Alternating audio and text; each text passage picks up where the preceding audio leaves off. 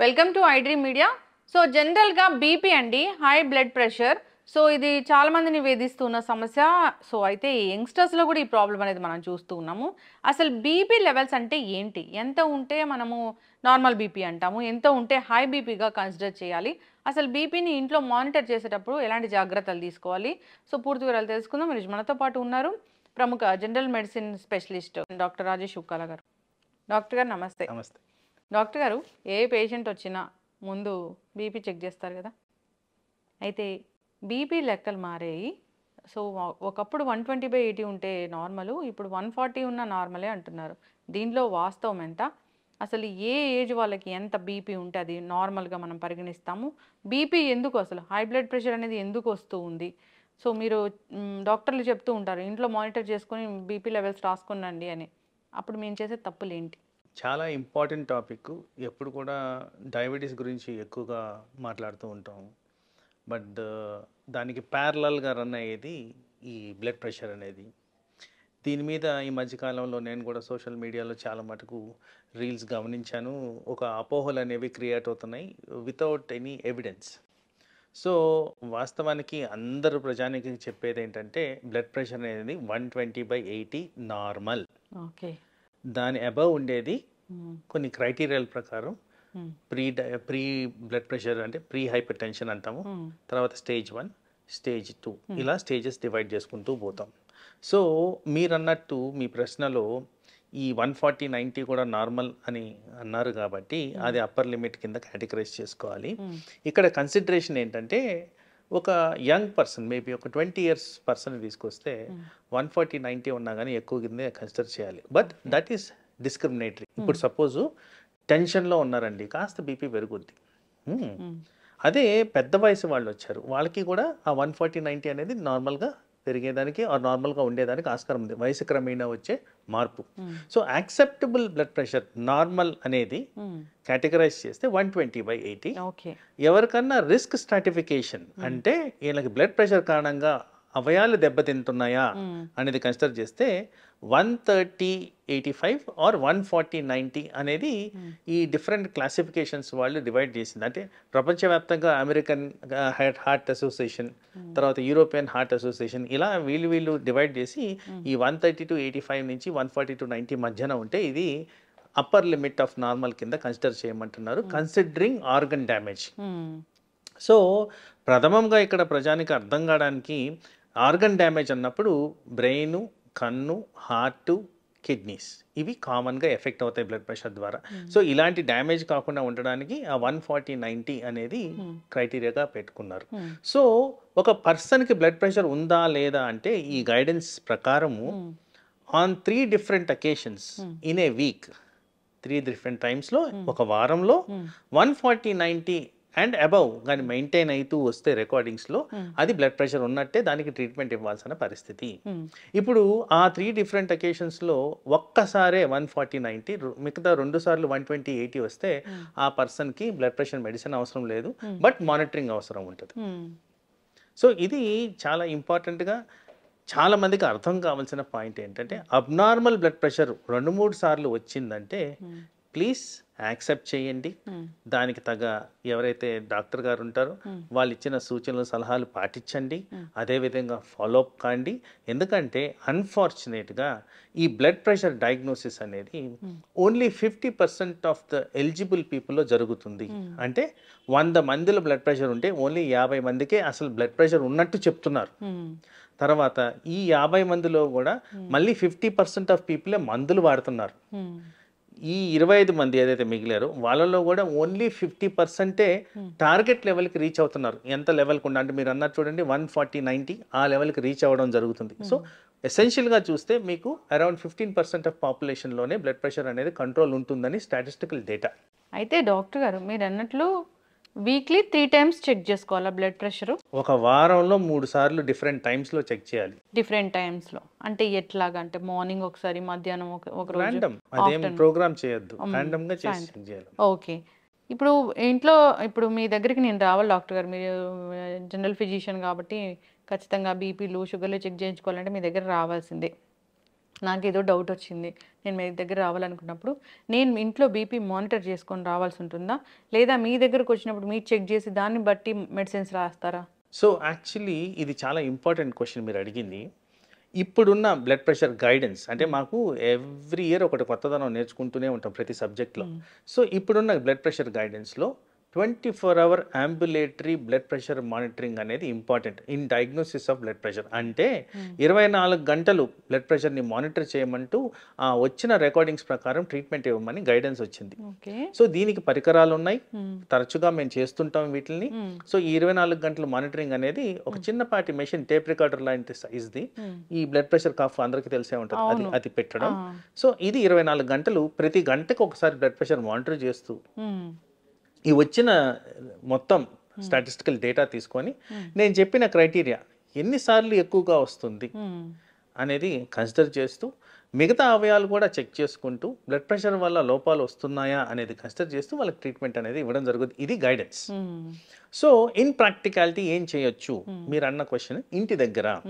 So ఇంటి దగ్గర కూడా ఒక రిలయబుల్ బ్లడ్ ప్రెషర్ మెషిన్ కొనాలి. నంబర్ 1 నేను క్లారిఫై చేయాల్సింది ఏంటంటే, చాలామంది ఈ రిస్ట్కి వేసుకునే బ్లడ్ ప్రెషర్ మెషిన్స్ వాడతారు. అది అంత రిలయబుల్ కాదండి. అంటే రిలయబుల్ కాదంటే అక్యురసీలో చాలా తక్కువ ఉంటుంది. తర్వాత ఆర్మ్కి వేసుకునేది స్టాండర్డ్. దీంట్లో కూడా పలు రకాలు ఉన్నాయి. ఆ రకాల్లో కూడా కొన్ని స్టాండర్డైజేషన్స్ వాడి తీసుకుంటేనే మంచిది. దాని గురించి నేను బ్రాండ్ నేమ్స్ ఏం డిస్క్రిమినేట్ చేయట్లేదు, కానీ ఆబ్వియస్గా మీరు ఎక్కడికి వెళ్ళి కొంటారో అక్కడ వాళ్ళని అడిగితే చెప్తారు ఏది మంచి క్వాలిటీ, ఏది మంచి క్వాలిటీ కాంది అని. తర్వాత ఇది వాడే విధానంలో ఆ బ్యాటరీస్ దగ్గర కకృతి చూపించకూడదండి.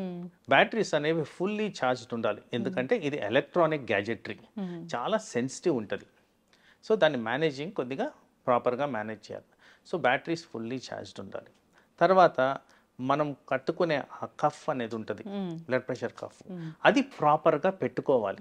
ఆ పెట్టుకునే విధానంలో ఇక్కడ ఆర్టరీ అనేది ఉంటుంది. ఈ ఆర్టరీకి దగ్గరే ఆ బ్లడ్ ప్రెషర్ కఫ్ మీద ఆర్టరీ అని మార్క్ రాసి ఉంటుంది, అది కరెస్పాండ్ అయ్యేటట్టు పెట్టాలి. అది పెట్టడం చాలా ఇంపార్టెంట్. తర్వాత ఈ రికార్డింగ్లో బట్టల మీద వేసుకొని చేస్తారు, చాలా మంది చేస్తారు. అది తప్పు, దానివల్ల ప్రాపర్గా రాదు రికార్డింగ్. సో బట్టలన్నీ తీసేసి ప్రాపర్గా చేసుకోవడం ఇంపార్టెంట్. తర్వాత హార్ట్కి అండ్ ఈ బ్లడ్ ప్రెషర్ కఫ్కి మెషిన్ అన్నీ ఒకే లెవెల్లో ఉండాలి.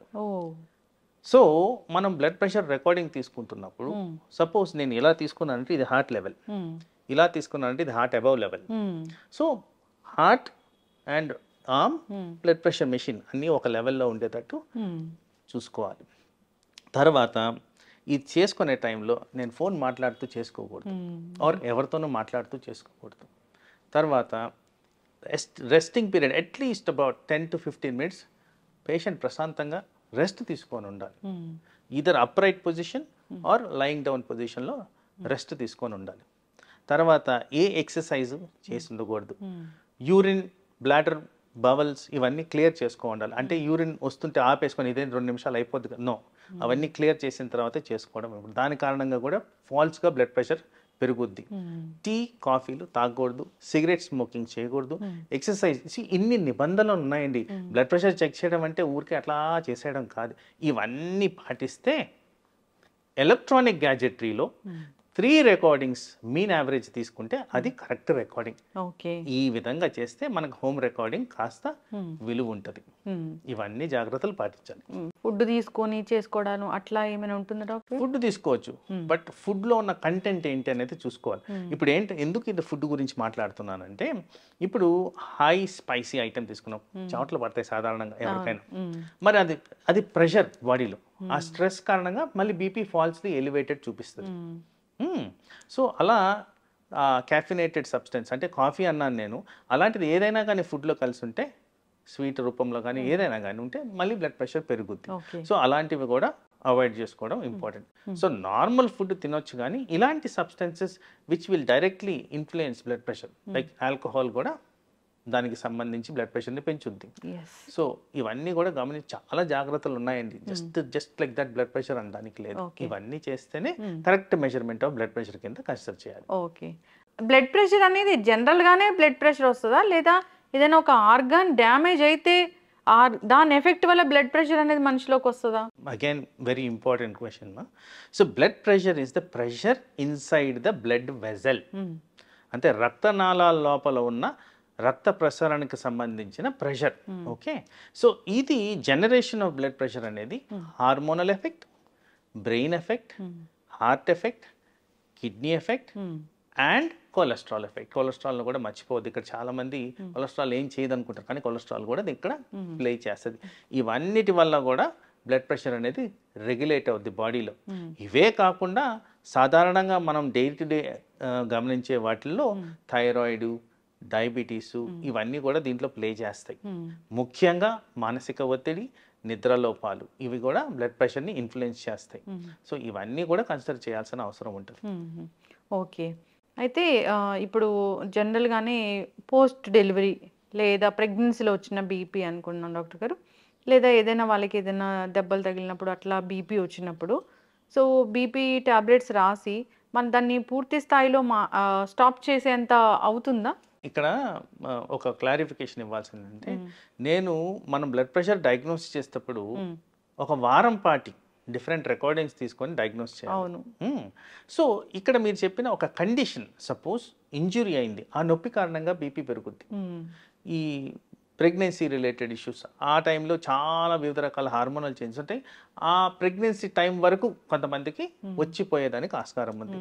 సో వీళ్ళందరిలో కూడా ఆ టెంపరీ ఎఫెక్ట్ కింద కన్సిడర్ చేసి ఆ టైంలో ట్రీట్మెంట్ ఇచ్చి మిగతా టైంలో ట్రీట్మెంట్ అవసరం లేకుండా చేయొచ్చు, but with monitoring and establishment of normal levels చేస్తే టెంపరీగా ఎవరికైనా అలాంటివి జరిగేదానికి ఆస్కారం. ఓకే, ఇప్పుడు బోర్డర్ లెవెల్ ఆఫ్ బీపీ ఉంటే కూడా దాన్ని కొన్ని లైఫ్ స్టైల్ చేంజెస్తోని దాన్ని తగ్గించుకోవచ్చు, పూర్తి స్థాయిలో రివర్స్ చేసుకోవచ్చు అంట డాక్టర్ గారు, వాస్తవం ఎంత?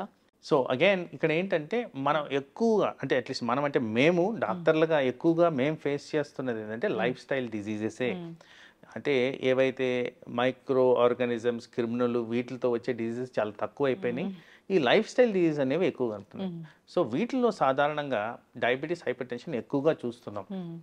ఎవరికైనా ఇది చాలా మటుకు క్లారిఫికేషన్ రావాల్సిన అంశం. ఎందుకంటే ఎవరికైనా లో లెవెల్స్ ఆఫ్ షుగర్ కానివ్వండి, లో లెవెల్స్ ఆఫ్ బ్లడ్ ప్రెషర్ కానివ్వండి, లో లెవెల్స్ ఆఫ్ కొలెస్ట్రాల్ కానివ్వండి, ఇవి ఉన్నప్పుడు ఏ డాక్టర్ కూడా కంటిన్యూ చేయండి అని చెప్పరండి.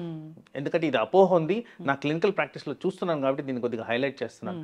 ఎవరికైతే లో లెవెల్స్ అచీవ్ అవుతాయి, more than the recommended normal లో రేంజ్, దానికన్నా తక్కువ వచ్చినప్పుడు డెఫినెట్గా మెడిసిన్స్ అనేవి రివైజ్ చేసి స్టాప్ చేయడం జరుగుతుంది. ఓకే, ఎస్ డాక్టర్ గారు చాలా చక్కగా చెప్పారండి. అయితే నేను చాలా మంది దగ్గర చూసాను ఏంటంటే, డాక్టర్ గారు ఒకసారి బీపీ టాబ్లెట్ రాస్తారు, దాన్ని సంవత్సరాలు వాడుతూ ఉంటారు. డాక్టర్ దగ్గరికి ఒకసారి వెళ్ళి చెక్ చేయించుకున్నామా అని కూడా ఉండదు. సో అట్లాంటి వాళ్ళకి ఏం చెప్తారు డాక్టర్ గారు? ఎన్నాళ్ళకి వస్తారు అసలు ఒక బీపీ మందులు వాడే వాళ్ళు ఎన్నాళ్ళకి వస్తారు డాక్టర్ని సంప్రదించడం మేలు అంటారు? నా ప్రాక్టీస్లో ఒక రెలవెంట్ పాయింట్ ఇక్కడ రేజ్ చేస్తాను. జనరల్గా ఏంటంటే మనందరికీ ఉన్న వెహికల్స్ సంవత్సరాన్ని తీసుకెళ్ళి సర్వీస్ చేస్తాం. మరి బాడీకి సర్వీస్ ఎవరు చేస్తారు? దీన్ని కూడా చెక్ చేసుకోవాలి కదా.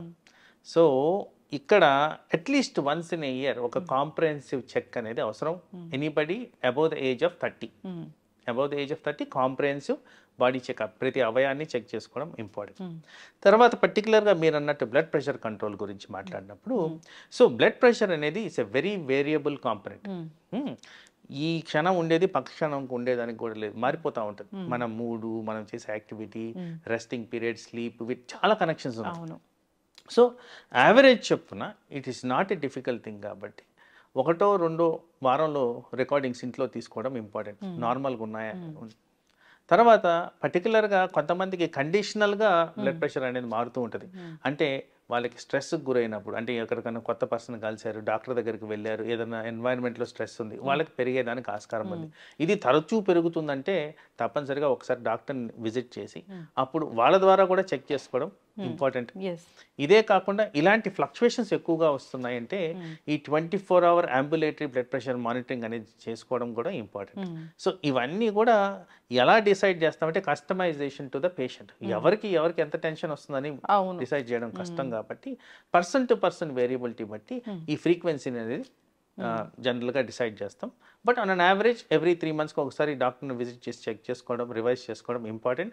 పర్టికులర్గా పెద్దవాళ్ళల్లో వింటర్కి సమ్మర్కి వేరియేషన్స్ ఉంటాయి. Blood pressure medicines, blood pressure వాడే విధానంలో, బ్లడ్ ప్రెషర్ రికార్డింగ్స్. సో అందుకోసం వాళ్ళని కూడా ఎవ్రీ 6 months అన్న కంపల్సరీ డాక్టర్ని విజిట్ చేసి ఆ మెడిసిన్స్ రివైజ్ చేసే విధంగా చూసుకోవాల్సిన అవసరం. ఓకే. అంటే ఇప్పుడు బీపీ మందులు వాడే వాళ్ళకి కూడా ఈ 24 hours మానిటరింగ్ అనేది ఉపయోగపడుతుందా డాక్టర్? డెఫినెట్లీ. ఇప్పుడు సపోజ్ అందరికీ ఒక టాబ్లెట్తోనే నయం కాదు, మల్టిపుల్ నంబర్ ఆఫ్ టాబ్లెట్స్ పెట్టినా కానీ కొంతమందికి నయం కాదు. సో ఎక్కడ ఏం జరుగుతుందని తెలుసుకోవడానికి 24 గంటలు ఎక్కడ ఎక్కువగా ఉంటుంది, ఏ కారణంగా పెరుగుతుంది అనేది చూసుకోవడానికి ఆన్ ట్రీట్మెంట్ ఉన్న వాళ్ళకి ఎస్ ఈ 24-hour బ్లడ్ ప్రెషర్ మానిటరింగ్ పెట్టడం జరుగుతుంది. ఫ్రీక్వెంట్గా మేము చేస్తూనే ఉంటాం. ఓకే. ఎస్ డాక్టర్ గారు. బ్లడ్ ప్రెషర్ ఉంది, మందులు రాశారు అన్నప్పుడు, మందులు బీపీ మందులు ఒకటే టాబ్లెట్ రాశారన్నప్పుడు అది మార్నింగ్ వేసుకుంటే పని చేస్తుందా? సో ఏదైనా ఒక టైంలో వేసుకోవచ్చులే అంటే ఓకేనా? ఎందుకు ఈ revision of 24-hour blood pressure monitoring వచ్చిందని చూస్తే, ద ప్రైమరీ ఇంపార్టెంట్ థింగ్ ఏ టైంలో బ్లడ్ ప్రెషర్ ఎక్కువగా వస్తుంది అనేది గమనించుకోవాలి. సో బాడీలో ఫిజియాలజీ ప్రకారం, అంటే మన నార్మల్ కండిషన్స్ దాని ప్రకారం డే టైం బ్లడ్ ప్రెషర్ కాస్త ఎక్కువ ఉంటుంది, నైట్ టైం కాస్త తక్కువగా ఉంటుంది. ఇది నామ్. కానీ ఈ పరికరాలు వచ్చిన తర్వాత మేము గమనించింది ఏంటంటే, కొంతమందికి డే టైం అంతా నార్మల్, నైట్ టైమే పెరుగుతున్నాయి. సో అందుకోసం ఈ గైడెన్స్లో ఈ 24-hour బ్లడ్ ప్రెషర్ మానిటరింగ్ ద్వారా ఏ టైంలో ఇతనికి పెరుగుతుంది, ఎంత పెరుగుతుంది అనేది మనకి ఎవిడెన్స్ వస్తుంది. కాబట్టి ఈ డివైస్ ఏదైతే సజెస్ట్ చేస్తుందో ఆ ప్రకారంగా ఇది పొద్దున, నైటా, ఎప్పుడా అనేది మేము డిసైడ్ చేయడం. మందులు రాయడం కూడా ఎస్. ఓకే. దాని క్రమంలోనే మందులు రాస్తే కరెక్ట్ ఉంటుంది. ఎందుకంటే ఒక పర్సన్కి నార్మల్గా డే టైం ఉన్నప్పుడు అక్కడ బ్లడ్ ప్రెషర్ మెడిసిన్ అవసరం లేదు కదా, బట్ రాత్రి పెరుగుతుంది కాబట్టి రాత్రి పెట్టాల్సిన పరిస్థితి. అయితే ఇప్పుడు ఈ బ్లడ్ ప్రెషర్ అనేది ముందు తరాల వాళ్ళకు ఉంటే మనకు వస్తుందా డాక్టర్ గారు? ఇది వరకు ఎస్ ఆ ఇన్ఫ్లుయెన్స్ అనేది ఉందండి. కానీ ఇప్పుడు ఎట్లా అంటే మోర్ దెన్ జెనెటిక్ మనకి ఎన్విరాన్మెంటల్గా ఎక్కువగా ఎఫెక్ట్ అవుతుంది. అంటే ప్రపంచవ్యాప్తంగా ఉబకాయం పెరుగుతూ వస్తుంది, డయాబెటీస్ పెరుగుతూ వస్తుంది, స్ట్రెస్ లెవెల్స్ పెరుగుతూ వస్తున్నాయి, నిద్ర లోపిస్తుంది, యాక్టివిటీ లేదు, వీటిలన్నిటి కారణంగా కూడా బ్లడ్ ప్రెషర్ వస్తుంది. కాబట్టి సో ఈ ఫ్యామిలీ రిలేటెడ్ ఇష్యూ కన్నా ప్రతి ఒక్కరు చెక్ చేసుకోవడమే మంచిది. ఎస్, ఖచ్చితంగా డాక్టర్ గారు. సో బ్లడ్ ప్రెషర్ ఎక్కువైతే తెలిసిందే మనందరికీ, మీరు చెప్పినట్లుగా బ్రెయిన్ మీద ఎఫెక్ట్ చూపిస్తుంది, హార్ట్ మీద ఎఫెక్ట్, కిడ్నీ, ఇంకా ఇలాంటి ప్రాబ్లమ్స్ అనేవి వస్తుంటాయి. అయితే డాక్టర్ గారు ఇప్పుడు బీపీ లెవెల్స్ మీరు చెప్పారు 120/80. ఒకవేళ 120 ఉండి సిస్టోలిక్ అనేది, ఒకవేళ డయాస్టోలిక్ అనేది 90 ఉంటే? సో ఇక్కడ ఒక క్లారిఫికేషన్ కావాల్సింది ఏంటంటే, ఇక్కడ ఈ 2 components of blood pressure systolic, diastolic అంటే కామన్ మ్యాన్కి అర్థం కావాలని చెప్తున్నానండి. హార్ట్ కాంట్రాక్షన్ అంటే దగ్గరకు వచ్చినప్పుడు, ఒత్తుకున్నప్పుడు అది వచ్చేది సిస్టాలిక్. హార్ట్ రిలాక్సేషన్లో అది వచ్చేది డయాస్టాలిక్. సో ఈ 2 కాంపనెంట్స్కి కరెక్షన్గా వచ్చేది systolic, diastolic, contraction, relaxation. So మీరు అడిగిన ప్రశ్న 90 అనేది అబ్నార్మల్ అండి, డయాస్టాలిక్ బ్లడ్ ప్రెషర్.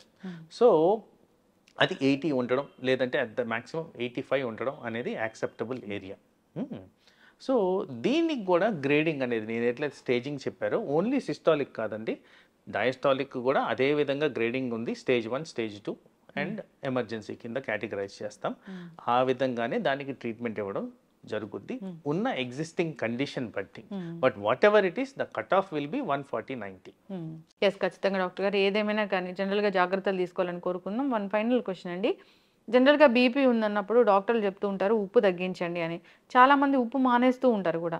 సో అసలు బ్లడ్ ప్రెషర్ ఉన్న వాళ్ళు ఉప్పు అసలే తీసుకోకూడదా? ఒకవేళ ఉప్పు పూర్తిగా మానేస్తే శరీరంలో ఎలాంటి డెఫిషియన్సీ వస్తుంది? సో పూర్తి వివరాలు దీనికోసం. వండర్ఫుల్ క్వశ్చన్ అండి ఇది. ఒక ఎనీ లివింగ్ థింగ్ ఆ ఉప్పు భాగంలో ఉన్న సోడియం లేకుండా ఉండదు. Any living thing. సో మనం తినే సబ్స్టెన్సెస్ ప్రతి దాంట్లో ఆల్రెడీ సోడియం అనేది ఉంది. ఉప్పు కాదండి అక్కడ ఇంపార్టెంట్, సోడియం. సో ఈ సోడియం ఉన్న సబ్స్టెన్సెస్ ఆల్రెడీ తింటున్నాం కాబట్టి అడిషనల్గా మనం సాల్ట్ వేసుకోవాల్సిన అవసరం లేదు. ఈ సాల్ట్ వేసుకునేది మన రుచి గురించే. వాస్తవానికి మీరు అడిగిన ప్రశ్నలో సాల్ట్ వేసుకోకపోతే సాల్ట్ అంటే సోడియం లోపిస్తుందా, కానీ ఆల్రెడీ మీరు తినే ప్రతి సబ్స్టెన్స్లో సోడియం ఆల్రెడీ ఉంది కాబట్టి మీకు లోపాలు అనేవి రావు. ఓకే, ఎస్, ఖచ్చితంగా డాక్టర్ గారు.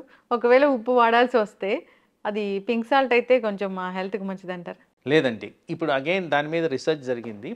సో ఈ normal iodised salt, pink salt గ్రాస్గా ఏ డిఫరెన్సెస్ లేవు. మాక్సిమం ఆ మినరల్ కాన్సన్ట్రేషన్ ఏదైతే మార్పులు కనిపిస్తున్నాయో at the maximum 10-20%, not more than that. Yes, ఖచ్చితంగా డాక్టర్ గారు చక్కటి ఇన్ఫర్మేషన్ అండి. బీపీ అనేది ఒకసారి వచ్చిందంటే మానిటర్ చేసుకుంటూ ఉండాలి, డాక్టర్ని సంప్రదిస్తూ ఉండాలి. వాళ్ళు ఎలాంటి ట్యాబ్లెట్స్ రాస్తారు, ఎలా ప్రిస్క్రైబ్ చేస్తారు, దాని ప్రకారమే ఫాలో అవ్వాలి. లైఫ్ స్టైల్ కూడా చాలా చేంజెస్ చేసుకోవాలి. శారీరక శ్రమ అనేది మీరు చెప్పినట్లుగా చాలా చాలా అవసరం. ఫాలో అవ్వాలని కోరుకుందాం డాక్టర్ గారు. చాలా చక్కటి ఇన్ఫర్మేషన్ అండి. ధన్యవాదాలు. నమస్తే.